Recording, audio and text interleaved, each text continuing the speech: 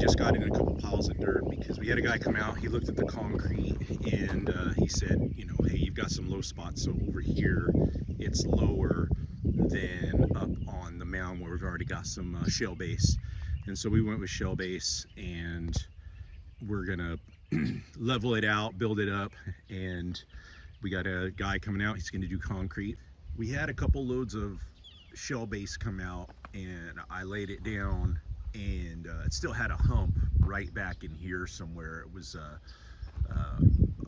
quite a, you know, probably a good 4 inches taller than my corners. And so luckily the guy that is doing our concrete, he had a machine, he came out and he flattened it. We got a water and electricity, and we got to trench those out and bring that past that line. This is where our footer is going to end up going. We've got lines set up. He sprayed the lines, and we've got to come in and do measurements. I've got a septic line over there that I'm going to end up tying into. There's my septic line that I'm going to tie into and bring that right there where we got it marked, and we're going to trench that from there. We're going to trench it all the way in, and we've got our schematics for that we're going to follow. We're going to have to spray that and follow the lines. And then he started digging the footer last night for the perimeter, and he's got to finish that today. We got to run rebar. That might not be today. The plumbing's the next step, and that's kind of critical. I've done a lot of home renovations and where we've lived, but I have not ever done a house from the ground up. You know, the foundation is the most important thing. If you read scripture, when you see Jesus, he talks about foundations and the importance of foundations, and that if your foundation's wrong, everything you built upon is going to be bad. And so that's why it's critical we get this part right. All right, good morning. We're on day 5 ever since we got started. I'm gonna get a nice high shot so you can kind of see the pattern for the plumbing that we're doing. And let me show you a couple things we got going on. As you can see, our guys came out, they're not quite done with the forms on the side, only because we got to run equipment right through this area. We got to come in and we got to dig up all this trenching on the white lines. I'll walk you through it, and then I'm going to do a really high shot so that you can see where all this is going to run. This is our drain. This is all our drain. This is not incoming water. Incoming water is going to be completely internal, but you can see right here, need to trench that out a little more, a little crooked. We're gonna have to straighten that up a bit. And it comes in, and this is the pattern. It looks simple, and I mean, really it should all tie together. It should be very simple. Less is more when it comes to plumbing, because you want it to go out your house as quickly and as efficiently as possible. First, they came, dug footers yesterday, and that's where the RV electrical was. That's going to be dug out and repurposed, not for the house, but for an RV over to the power source over there. But right here, we're starting to dig. We're going to dig that out today. That's where our electrical is going to come in. And about 6 feet away, that water line right there, I'm going to bring that in under the form boards, and that's where our water is going to come in. And we got a lot of measuring to do today. We're going to run a lot of string so that we can get our points very precise. And then they're gonna, this is on a Friday, they're gonna come back out on a Monday, and there's still a lot to do. All right, good morning again. We're on another day. I'm gonna come over here and show you everything we've gotten up to. Here we have the site. There's a lot of dirt that I dug up. It was a little, I guess, excessive. I went probably a good 18 inches deep, probably even more. And I've kind of thrown some of the bigger pipes down in there. And this is big piles of dirt. Our concrete guy stopped back by and looked at it. I don't think he was too happy about it, because they've made a mess of this all this work that he's done. But anyways, going deeper on this, the reason I did that was because I'd rather go deeper and have my grade work all the way out to where the drain is than go too shallow and then find parts where my 1/4 inch grade doesn't work. Like I have to sit there and dig, and it's harder to dig after the fact than it is to just dig out in the first place and then throw some of this dirt back in and get your pipes leveled out. It's easier to go that way. I can easily throw it back in, pack it down, and get my 1/8 inch over a foot grade or 1/4 inch over a foot grade back. So where I'm at today, and as you can see it's very cloudy, is getting all this piping hopefully in the ground, doing everything I possibly can to get it level, get it staked out, get my fixtures and fittings in, and then getting this tested. We ran string lines to imitate our walls, which is really critical because my fittings need to come up where this wall is going to be, like this wall right here. Well, if you look at it, you can tell I came up short, so I'm gonna have to, that's why I did that, because I don't want to sit there and be here with a stub out when we're intending to put a wall right here. That would be very bad. Make sure our toilets stub out in the right spot. For example, right here, you can see a pink line. That's the interior. That means that's where the wall will be, the interior wall will be put. So thankfully I have this because I know that I've got a toilet coming up right here. So I gotta come 12 inches off that line.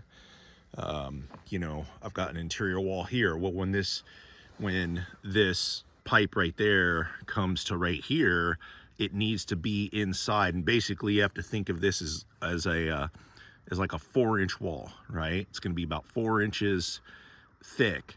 So that has to come over here and it has to stub up and out in between the 4 inches. So that way I know for a fact I'm going to be in the wall after the concrete's poured and after we put our walls down. It's actually been about 2 or 3 days since I recorded a video. I fell behind because we were really pushing for time, and it's been exhausting doing what we've done, what I'm about to show you.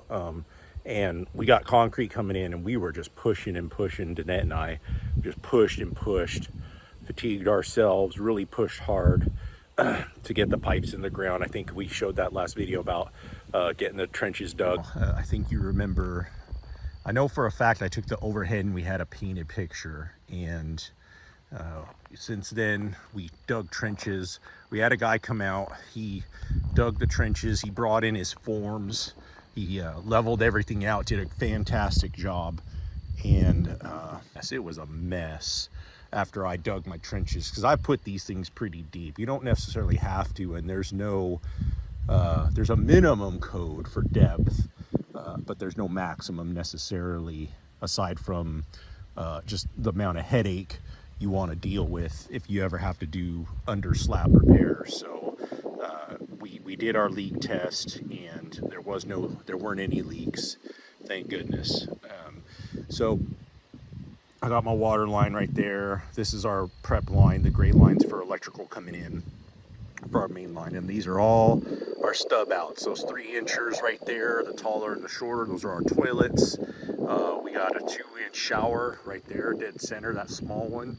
And then the rest of these are either bathroom sinks or they're what's called dry vents, which means they go on an inside wall and they go straight up and out, and they tie together and they go out the building, and that's to get the smell out and also allow for the water to breathe so that you don't have a vacuum in your water system, which would be very bad. So we got another sink right here, and then that is a main breather. This is the last one that we use as a breather before we send everything out to the septic system, which is over there. This whole thing was a mess. See, that mound right there, that's nothing. We had mounds all over the place around here from what I dug up. And They were like 3 or 4 times as big and probably about 4 or 5 piles.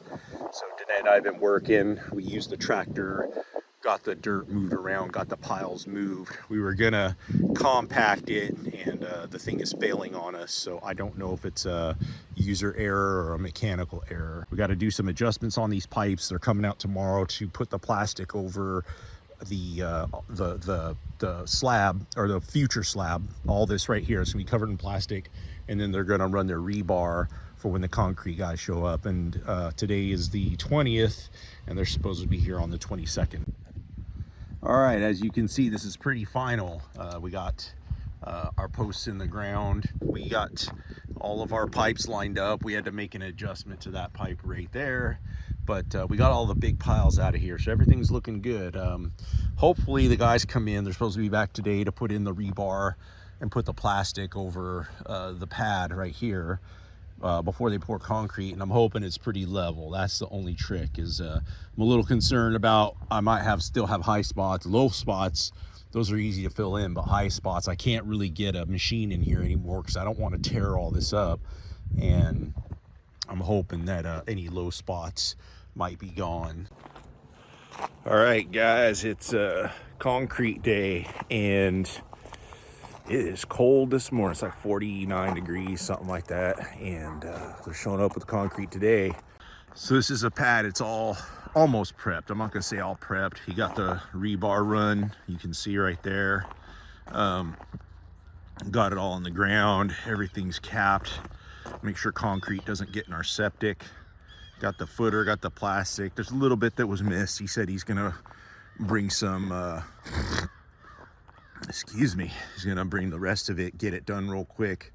But this is what it looks like right before the concrete goes in. And yeah, it's gonna be good. Got everything posted, water ready, the pipe for the electrical ready. It's real exciting. It really is. I'll send you photos. We'll be showing the pouring process and what all happens. I've seen slabs being poured, just not our slabs being poured. So this is going to be very interesting. Concrete is here. We are on the last day, and we got the slab in. I'm going to show you what we got. All right, there it is. That's the slab for a house. All the plumbing's in, everything's ready. We got everything positioned. There's our water line in. That's going to be our electrical line in. And slab looks good. There was a couple spots we found that we weren't too much of a fan of, but we're going to work with it and see what we can do. We got the slab down, got our water there, pipe for the electrical there, and yeah, 30 by 50 slab. I mean, a lot of people, whether you know or not, maybe you've seen on construction, but this is what a house looks like to start. A little messy, but it's exciting. And that's our view. That's gonna be our view. Got the range right there. It's a small range, but it's pretty. Gonna clean up some trees, have a deck over there, and that's gonna be a number of days down the road, but here we are. So looking forward to keep going on this adventure.